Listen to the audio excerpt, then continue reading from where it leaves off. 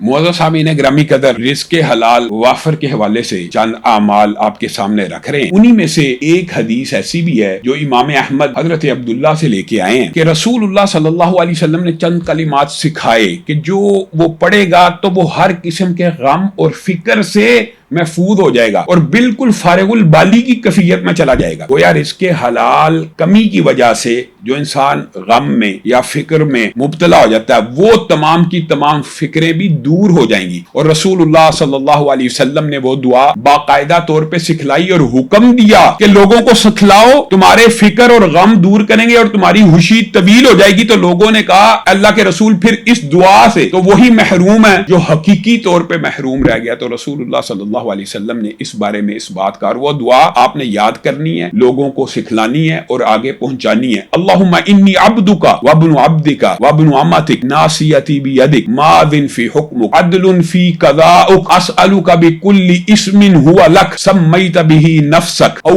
علمتہ احدا من خلقک او انزلتہ فی کتابک او استأثرت به فی علم الغیب عندک ان تجعل القرآن ربیع قلبی ونور صدری وجلاء حزنی وذهاب ہمی۔